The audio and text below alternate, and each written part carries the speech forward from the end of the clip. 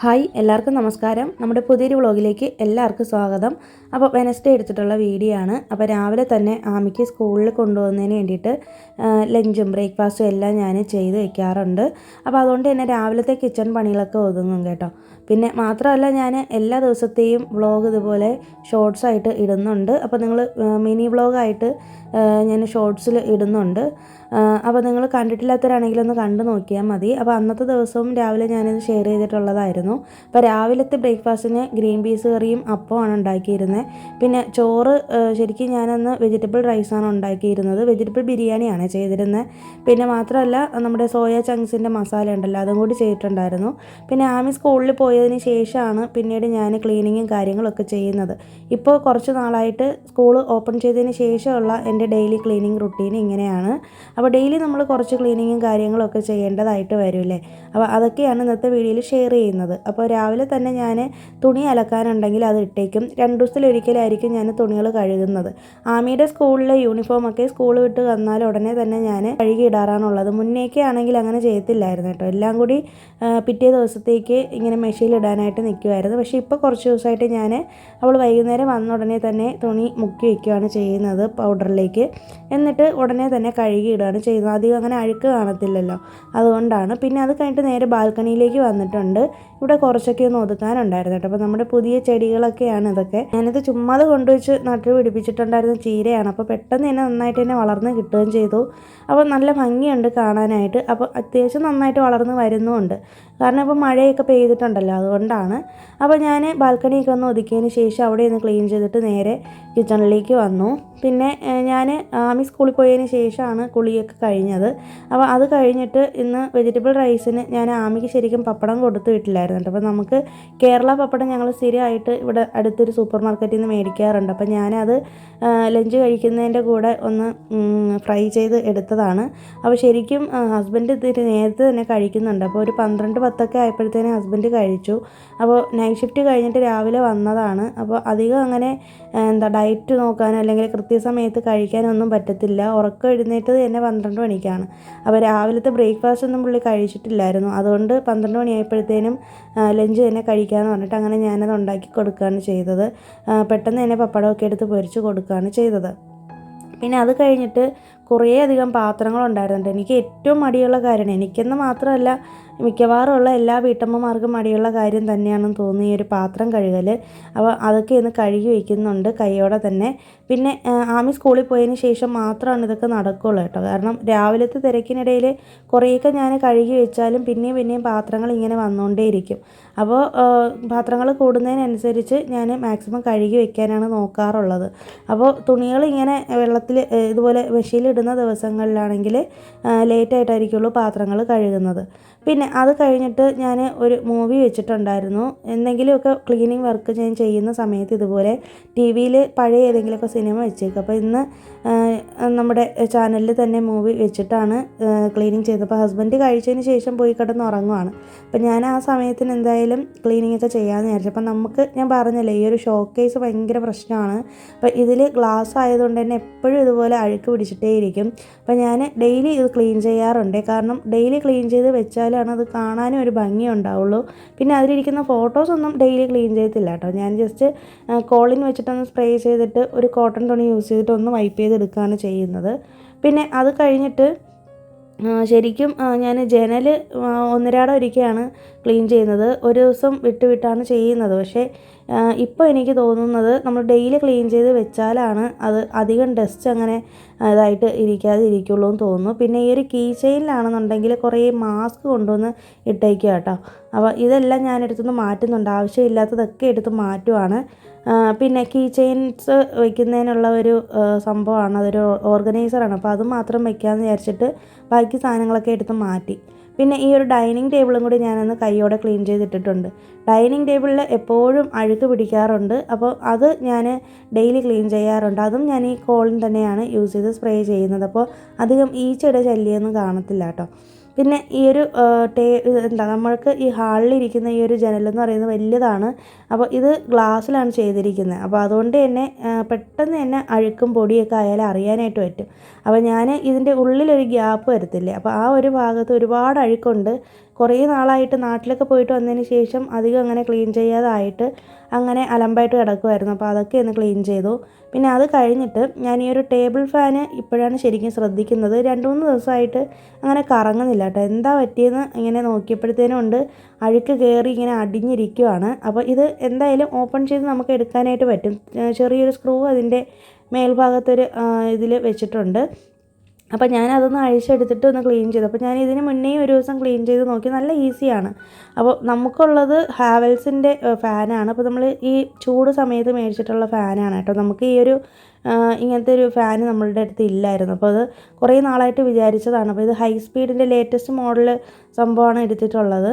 അപ്പോൾ നമുക്ക് ക്ലീൻ ചെയ്യാനും ഒക്കെ ഈസിയാണെന്ന് അന്നേ അവർ പറഞ്ഞിട്ടുണ്ടായിരുന്നു. അപ്പോൾ ഞാൻ അതുകൊണ്ട് തന്നെ ക്ലീൻ ചെയ്ത് വയ്ക്കുവാണ്. അപ്പോൾ ഒന്നുമില്ല, ജസ്റ്റ് അതിൻ്റെ സ്ക്രൂ ഒന്ന് അഴിച്ചെടുത്തതിന് ശേഷം നല്ലൊരു കോട്ടൺ തുണി ഉപയോഗിച്ചിട്ട്, നനവില്ലാത്ത നല്ല ഉണങ്ങിയ കോട്ടൺ തുണി യൂസ് ചെയ്തിട്ട് ഒന്ന് തുടച്ചെടുത്താൽ മതി. അപ്പോഴത്തേനും തന്നെ നന്നായിട്ട് ഇതിൻ്റെ ഡസ്റ്റ് പോയി കിട്ടും. പിന്നെ അത് ഓപ്പൺ ചെയ്ത് കഴിഞ്ഞാലാണ് അതിൻ്റെ ലീഫിലൊക്കെ ഇരിക്കുന്ന അഴുക്കൊക്കെ നന്നായിട്ട് പോയി കിട്ടുള്ളൂ. എന്നാലാണ് നന്നായിട്ട് കറങ്ങുകയും ചെയ്യുള്ളൂ. അപ്പോൾ അങ്ങനെ ഫാനൊക്കെ ഒന്ന് ക്ലീൻ ചെയ്തെടുത്തു. പിന്നെ അത് കഴിഞ്ഞിട്ട് പിന്നെ ഞാൻ ഡെയിലി ചെയ്യുന്നൊരു കാര്യം എന്ന് പറയുന്നത് ഈ ഒരു TV യൂണിറ്റാണ്.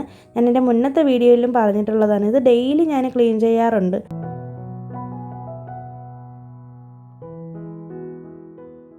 ഡെയിലി വീട്ടിൽ ചെയ്യുന്ന പല ക്ലീനിങ്ങുകളും നമ്മൾ ഇതുപോലുള്ള ചെറിയ ചെറിയ കാര്യങ്ങളായിരിക്കും വിട്ടുപോകുന്നതല്ലേ. അപ്പോൾ ഞാനും ഇതുപോലെ ഇതൊന്നും ശ്രദ്ധിക്കാതെ ഇട്ടതിൻ്റെ പേരിൽ കുറേ നാൾ ഇങ്ങനെ അഴുക്കും പൊടിയൊക്കെ പറ്റി പിടിച്ചിരുന്നിട്ട് പിന്നീട് എനിക്ക് ക്ലീൻ ചെയ്യാനായിട്ട് ബുദ്ധിമുട്ട് തോന്നിയിട്ടുള്ള ദിവസങ്ങളുണ്ടായിട്ടുണ്ട്. അതുകൊണ്ട് തന്നെ ഞാനിപ്പോൾ വളരെ സൂക്ഷിച്ചും കണ്ടും മാത്രമാണ് എല്ലാം ചെയ്യുന്നത്. അതുകൊണ്ട് ഡെയിലി ഞാൻ ഈ വക കാര്യങ്ങളൊക്കെ ക്ലീൻ ചെയ്ത് വെക്കാറുണ്ട്. പിന്നെ അതൊക്കെ കഴിഞ്ഞതിന് ശേഷം കിച്ചണിലേക്ക് വന്നപ്പോഴത്തേനും ഉണ്ട് നമ്മുടെ മസാല ബോക്സിൽ സ്പൈസസ് ഒക്കെ തീർന്നിരിക്കുകയാണ്. അങ്ങനെ അതെല്ലാം ഒന്ന് ഫില്ല് ചെയ്ത് വെച്ചു. അതുപോലെ നമ്മുടെ ഈ ഒരു മസാല ബോക്സസ് എൻ്റെ അടുത്തുള്ളത് 2 പ്ലാസ്റ്റിക്കാണ് കേട്ടോ. അപ്പോൾ ഇനിയിപ്പോൾ സ്റ്റീലിലോട്ട് അത് മാറ്റണം. കുറേ നാളായിട്ട് വിചാരിക്കുന്നുണ്ട്. ഇപ്പോൾ ഒരുപാട് മോഡൽസ് വന്നിട്ടുണ്ട്. എത്രയും പെട്ടെന്ന് തന്നെ അത് മാറ്റണമെന്ന് എനിക്ക് ആഗ്രഹമുണ്ട്. പിന്നെ അപ്പോഴത്തേക്കാണ് ഇതുപോലെ ഇതിനകത്ത് പെപ്പർ തീർന്നു പോയി. അങ്ങനെ പിന്നെ ഞാൻ കുരുമുളക് നാട്ടിൽ നിന്ന് കൊണ്ടുവന്നിട്ടുണ്ടായിരുന്നത് വെയിലത്തിട്ട് ഉണക്കി നന്നായിട്ട് ഉണക്കി വെച്ചേക്കുക. അപ്പോൾ ഇതുവരെയ്ക്കും ഞാനിങ്ങനെ ഇത് പൊടിച്ചെടുത്തില്ല കേട്ടോ. അപ്പോൾ അതും കൂടെ കൈയോടെ തന്നെ ഒന്ന് പൊടിച്ച് എടുത്ത് വെക്കാമെന്ന് വിചാരിച്ചു. അപ്പോൾ രാവിലെ നമ്മൾ ധൃതി പിടിച്ചിട്ട് കുക്കിങ്ങൊക്കെ ചെയ്യുമ്പോഴത്തേനും ഭയങ്കര യൂസ്ഫുള്ളാണ് ഈ ഒരു സ്പൈസ് ബോക്സ് എന്ന് പറയുന്നത്. പിന്നെ അത് കഴിഞ്ഞിട്ട് ഹസ്ബൻഡ് ആമിയെ സ്കൂളിൽ നിന്ന് വിളിച്ചുകൊണ്ട് വന്നു. ആമി ഒരു 3:45 ആകുമ്പോഴത്തേനും എത്തും. അപ്പോൾ ഇന്ന് ഹസ്ബൻഡ് ഓഫീസിൽ പോകുന്ന ദിവസം കൂടിയാണ്. അപ്പോൾ ഇന്ന് ചപ്പാത്തിയും മുട്ടക്കറിയൊക്കെ ഉണ്ടാക്കണം.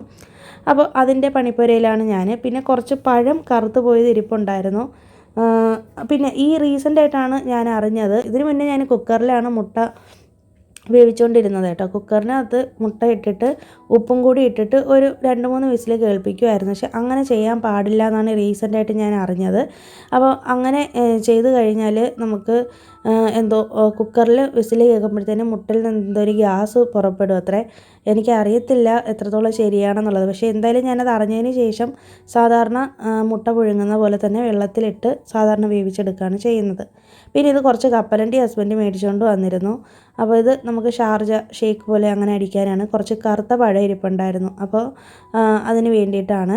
പിന്നെ ഞാൻ ഓരോ വീഡിയോയിലും ഓരോ ടോപ്പിക്ക് ഇങ്ങനെ സംസാരിക്കാറുണ്ടല്ലോ. അപ്പോൾ നിങ്ങൾക്ക് എന്തെങ്കിലുമൊക്കെ അഭിപ്രായങ്ങളുണ്ടെങ്കിൽ തീർച്ചയായിട്ടും നിങ്ങൾ കമൻറ്റ് ചെയ്യണം. ഞാൻ പറയുന്ന അഭിപ്രായങ്ങളോട് നിങ്ങൾ യോജിക്കുന്നുണ്ടോ ഇല്ലയോ, നിങ്ങളുടെ അഭിപ്രായങ്ങൾ എന്തായാലും നിങ്ങൾ പറയണം കേട്ടോ. പലരും നമ്മുടെ വീഡിയോ കണ്ടാലും ഒന്നും മിണ്ടാതെയാണ് ഇരിക്കുന്നതായിട്ട് എനിക്ക് തോന്നുന്നത്. കാരണം നിങ്ങളും കൂടി ഇൻട്രാക്ട് ചെയ്താലാണ് നമുക്ക് കൂടുതൽ ഐഡിയാസ് വരുള്ളൂ. ചിലപ്പോൾ ഞാൻ പറയുന്ന അഭിപ്രായം ആയിരിക്കില്ലല്ലോ നിങ്ങൾക്കുള്ള അഭിപ്രായം. അപ്പോൾ പലർക്കും പല അഭിപ്രായമാണല്ലോ. അപ്പോൾ നമുക്ക് നിങ്ങളുടെ ഐഡിയാസ് എന്താണെന്നും കൂടി നമുക്കറിയാമല്ലോ. അപ്പോൾ അത് ഒരുപാട് പേർക്ക് യൂസ്ഫുൾ ആയിരിക്കും. പല കാര്യങ്ങളെക്കുറിച്ചും ഞാനിങ്ങനെ വീഡിയോയുടെ ഇടയിൽ സംസാരിക്കാറുണ്ട്. അപ്പം നിങ്ങൾക്ക് എത്രത്തോളം അത് നിങ്ങളതിനോട് യോജിക്കുന്നില്ല. അപ്പോൾ ഞാൻ പറയുന്ന എല്ലാ കാര്യങ്ങളും ശരിയാവണമെന്നൊന്നുമില്ല. എൻ്റെ കാഴ്ചപ്പാടുകൾ മാത്രമാണ് ഞാൻ ഷെയർ ചെയ്യുന്നത്. അപ്പോൾ തീർച്ചയായിട്ടും നിങ്ങൾക്ക് പറയാനുള്ള അഭിപ്രായങ്ങളും നിങ്ങളും കൂടി ഒന്ന് കമൻറ്റ് ചെയ്താൽ സന്തോഷമായിരിക്കും. എന്നാലും നമുക്ക് നല്ല നല്ല കമൻസാണ് നമ്മുടെ ചാനലിൽ വരുന്നത്. എനിക്കതൊക്കെ വായിക്കുമ്പോഴത്തേനും ഭയങ്കര സന്തോഷം തോന്നാറുണ്ട്. പിന്നെ ഇന്നത്തെ നമ്മുടെ ടോപ്പിക് എന്ന് പറയുന്നത്, നമ്മൾ ആരെങ്കിലും നല്ലതായിട്ട് ജീവിക്കുകയാണെങ്കിൽ അല്ലെങ്കിൽ നന്നായിട്ടിരിക്കുന്ന കാണുമ്പോഴത്തേനും ചെറിയൊരു അസൂയയും കുശുമ്പും ഒക്കെ നമുക്ക് തോന്നാറുണ്ടല്ലേ. നമ്മളൊക്കെ മനുഷ്യരാണ്. എനിക്കും ഇങ്ങനെയൊക്കെ തന്നെ ആയിരുന്നു. ചിലപ്പോൾ പ്രായത്തിൻ്റെ പക്വതയില്ലായ്മ കൊണ്ട് തന്നെ ആയിരിക്കണം. അപ്പം എനിക്കിപ്പോൾ അസൂയയില്ല എന്ന് പറഞ്ഞാൽ ആരും വിശ്വസിക്കില്ല. തീർച്ചയായിട്ടും എല്ലാ മനുഷ്യർക്കും ഉള്ളതുപോലെ തന്നെ എനിക്കും ഉണ്ടായിട്ടുണ്ട്. അപ്പോൾ ഒരു ലൈഫിൽ നമ്മളൊരു സ്റ്റേജ് കഴിയുമ്പോഴത്തേനും നമുക്ക് മനസ്സിലാവും ഇതിലൊന്നും ഒരു കാര്യമില്ല എന്നുള്ളത്. കാരണം നമ്മൾ മറ്റുള്ള ഒരാൾ നന്നായി ജീവിക്കുന്നത് കാണുമ്പോൾ, അല്ലെങ്കിൽ അവർ നന്നായി ഇരിക്കുന്നത് കാണുമ്പോഴത്തേനും നമ്മൾ അസൂയപ്പെട്ടിട്ടുണ്ടെങ്കിലുണ്ടല്ലോ, നമുക്ക് ഒന്നും തന്നെ പ്രത്യേകിച്ച് വലിയ സംഭവങ്ങളൊന്നും സംഭവിക്കാനായിട്ട് പോകുന്നില്ല. അതായത് മാറ്റങ്ങളൊന്നും സംഭവിക്കില്ല. പക്ഷേ അതേസമയം നിങ്ങൾ മറ്റുള്ളവരുടെ ലൈഫ് കണ്ട് അസൂയപ്പെടാതെ അവനവൻ്റെ ജീവിതം നന്നാക്കാൻ നോക്കിയാൽ എന്തുമാത്രം വ്യത്യാസങ്ങളായിരിക്കുമല്ലേ നമ്മുടെ ലൈഫിലുണ്ടാവുക. അപ്പോൾ ഞാൻ എനിക്കും ഇതുപോലെ ചെറിയ കാര്യങ്ങളിൽ ചെറിയൊരു അസൂയൊക്കെ ഉണ്ടായിട്ടുള്ള ആളാണ്. പക്ഷേ ഇപ്പോൾ ഞാൻ ശരിക്കും മറ്റൊരാളിൻ്റെ ലൈഫ് നോക്കാൻ പോയി, അല്ലെങ്കിൽ അവരെങ്ങനെയാണ് ജീവിക്കുന്നതെന്നൊന്നും ഞാനങ്ങനെ ശ്രദ്ധിക്കാറില്ല. കാരണം എന്ന് വെച്ചിട്ടുണ്ടെങ്കിൽ നമുക്ക് അതിൻ്റെ പുറകെ നമ്മളിങ്ങനെ പോവുകയാണെങ്കിൽ ഭയങ്കരമായിട്ട് നമുക്ക് എത്ര നല്ല ആൾക്കാരെന്ന് പറഞ്ഞാലും നമുക്ക് നമ്മുടെ ലൈഫ് വെച്ച് അവരുടെ ലൈഫിനെ കമ്പയർ ചെയ്യാനായിട്ട് തുടങ്ങും. അപ്പോൾ അങ്ങനെ ഒരു കമ്പാരിസൺ വരുമ്പോഴത്തേനും നമുക്ക് ഒട്ടും തന്നെ തൃപ്തിയില്ലാത്തൊരു ജീവിതം പോലെ ആയിപ്പോവും. അപ്പോൾ അതിൻ്റെയൊന്നും ആവശ്യമില്ല. നമുക്ക് ഈശ്വരൻ തന്നിട്ടുള്ളത് നല്ല ആരോഗ്യവും നമുക്ക് തന്നിട്ടുള്ള കഴിവുകളിൽ നമ്മൾ വിശ്വസിച്ചാൽ മതി എന്നാണ് ഞാൻ വിശ്വസിക്കുന്നത്. കാരണം ഈശ്വരൻ നമുക്ക് തന്നിട്ടുള്ള കഴിവുകളെ നമ്മൾ ഉപയോഗിക്കാനായിട്ട് പഠിക്കുക. മറ്റൊരാളിൻ്റെ കഴിവുകളിൽ നമ്മളിങ്ങനെ അസൂയപ്പെട്ടിരിക്കാതെ അവനവൻ എന്ത് കഴിവാണുള്ളതെന്ന് കണ്ടുപിടിച്ചിട്ട് അതിൽ ഫോക്കസ് ചെയ്യുകയാണെങ്കിൽ നമ്മൾ പോലും അറിയാതെ നമ്മുടെ ലൈഫ് ഉയരങ്ങളിലേക്ക് എത്തുമെന്നാണ് ഞാൻ വിശ്വസിക്കുന്നത്. അപ്പോൾ തീർച്ചയായിട്ടും നിങ്ങൾക്ക് ഇതിനോട് ഒരു എതിരഭിപ്രായമോ യോജിക്കുന്ന അഭിപ്രായമോ ഒക്കെ ഉണ്ടെങ്കിൽ തീർച്ചയായിട്ടും നിങ്ങൾ കമൻറ്റ് ചെയ്യണം. കാരണം എന്ന് വെച്ചിട്ടുണ്ടെങ്കിൽ നമ്മളെല്ലാവരും മനുഷ്യരാണ്. എല്ലാവർക്കും തെറ്റുകളും കുറ്റങ്ങളും കുറവുകളും ഒക്കെ ഉണ്ടല്ലേ. നമ്മളെല്ലാവരും എല്ലാം തികഞ്ഞവരായിട്ടൊന്നും ഇല്ല. അപ്പോൾ ഞാൻ എന്നെക്കുറിച്ച് പറഞ്ഞതും എൻ്റെ അഭിപ്രായങ്ങളും ഒക്കെയാണ് ഞാൻ ജസ്റ്റ് ഒന്ന് പറഞ്ഞത്. അപ്പോൾ നിങ്ങൾക്ക് ഇതിനോട് യോജിക്കാൻ പറ്റുന്നുണ്ടോ, അല്ലെങ്കിൽ നിങ്ങൾ ഇതുപോലെ ആയിരുന്നോ അല്ലെങ്കിൽ ആണോ എന്നൊക്കെയുള്ളത് തീർച്ചയായിട്ടും കമൻറ്റ് ചെയ്തേക്കണം. പിന്നെ തീർച്ചയായിട്ടും നമ്മൾ എത്രയൊക്കെ പോസിറ്റീവായിട്ട് ഇരിക്കുന്നു എന്ന് പറഞ്ഞാലും നമ്മുടെ ഇടയിൽ ഒരു നെഗറ്റീവായിട്ടുള്ള ഒരാൾ, അല്ലെങ്കിൽ നെഗറ്റീവ് ചിന്തയുമായിട്ട് ഒരാൾ വരുമ്പോഴത്തേനും നമ്മുടെ അത്രയും നല്ല പോസിറ്റീവ് എനർജി എല്ലാം പോയി കിട്ടും. അപ്പോൾ തീർച്ചയായിട്ടും നമ്മൾ അത്തരത്തിൽ ഉള്ള ആൾക്കാരിൽ നിന്ന് നമ്മൾ അകന്ന് നിൽക്കുക തന്നെയാണ് വേണ്ടത്.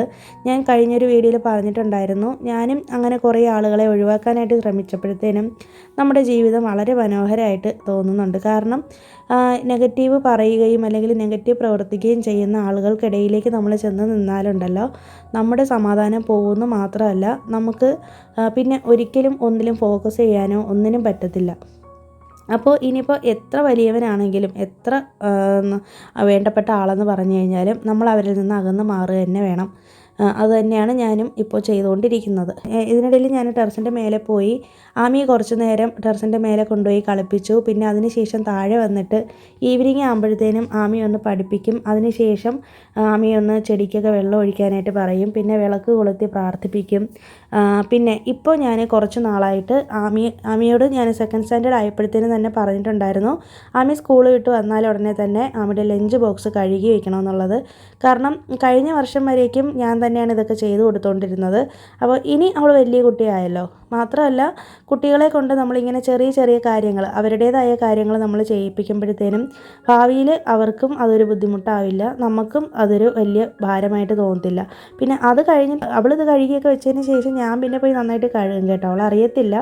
അപ്പോൾ കുട്ടികളെ ചെറിയ ചെറിയ കാര്യങ്ങളും കൂടി നമ്മൾ ഇതുപോലെ ചെറിയ ശീലങ്ങളും കൂടി നമ്മൾ പഠിപ്പിക്കുകയാണെങ്കിൽ അവരുടെ കാര്യങ്ങളെങ്കിലും അവരിതുപോലെ കൃത്യമായിട്ട് ശ്രദ്ധിച്ച് ചെയ്തോളാം. അവർക്ക് മറ്റൊരാളിൻ്റെ സഹായം ഇല്ലാതെ തന്നെ, അല്ലെങ്കിൽ അമ്മയോ അച്ഛനോ കൂടെ ഇല്ലെങ്കിലും അവരുടെ കാര്യങ്ങൾ എന്തായാലും അവർ ചെയ്യാനായിട്ട് പഠിക്കും. പ്രത്യേകിച്ച് ആൺകുട്ടികളെയാണ് ഇതൊക്കെ പഠിപ്പിക്കേണ്ടതെന്നാണ് ഞാൻ പറയുന്നത്. കാരണം പല വീടുകളിലും ഇപ്പോൾ എക്സാമ്പിൾ പറയുകയാണെങ്കിൽ എൻ്റെ വീട്ടിൽ തന്നെ എൻ്റെ അനിയനെ കൊണ്ടൊന്നും അമ്മ ഒന്നും ചെയ്യിക്കത്തില്ലായിരുന്നു കേട്ടോ. അത് പിന്നീട് അതൊരു ബുദ്ധിമുട്ടായിട്ട് മാറുന്നത് അവരൊക്കെ കല്യാണം കഴിഞ്ഞ് വലുതാകുമ്പോഴത്തേനാണ്. പിന്നെ എൻ്റെ അനിയനിങ്ങനെ സെപ്പറേറ്റ് ആയിട്ട്, അതായത് ജോലിക്കൊക്കെ പോയിട്ട് സെപ്പറേറ്റായിട്ട് ഹോസ്റ്റലിലൊക്കെ നിൽക്കുന്നതുകൊണ്ടും ജോലി സ്ഥലത്തൊക്കെ നിന്നത് കൊണ്ടുമൊക്കെ കുക്കിങ്ങും കാര്യങ്ങളൊക്കെ അത്യാവശ്യത്തിന് അറിയാം. ഹസ്ബൻഡും എപ്പോഴും എന്നോട് പറയാറുണ്ട് എന്തെങ്കിലുമൊക്കെ കുക്ക് ചെയ്യാനൊക്കെ പഠിപ്പിച്ചു കൊടുക്കണമെന്ന്. ശരിക്കും ആഗ്രഹമൊക്കെ ഉണ്ട്, പക്ഷേ എനിക്ക് സമയം കിട്ടാറില്ല എന്നുള്ളതാണ്. അപ്പോൾ നമ്മൾ കുഞ്ഞിലേ തൊട്ടേ കുട്ടികളെ, ആൺകുട്ടിയായാലും പെൺകുട്ടിയായാലും ചെറിയ ചെറിയ ശീലങ്ങൾ പഠിപ്പിക്കുക, അത് നമ്മൾ അമ്മമാരുടെ കടമ തന്നെയാണ്. അങ്ങനെ ആമിയുടെ പാത്രങ്ങളൊക്കെ ഞാനൊന്ന് കഴുകി വെച്ചു. പിന്നെ വിളക്കൊക്കെ ഒന്ന് കൊളുത്തി. പിന്നെ അത് കഴിഞ്ഞിട്ട് ഉച്ചയ്ക്ക് ഉണ്ടായിരുന്ന ലഞ്ച് തന്നെയാണ് ആമിക്ക് ഞാൻ കൊടുത്തിട്ടുണ്ടായിരുന്നത്. ഞാൻ ചപ്പാത്തിയാണ് കഴിച്ചത്, പിന്നെ മുട്ടക്കറി ഉണ്ടായിരുന്നു കേട്ടോ. അപ്പോൾ ഇത്രയൊക്കെയുള്ളത്തെ വീഡിയോയിലെ വിശേഷങ്ങൾ. പുതിയൊരു വീഡിയോ ആയിട്ട് നമുക്ക് വീണ്ടും കാണാം. അതുവരേക്കും എല്ലാവർക്കും ബൈ. Thanks for watching.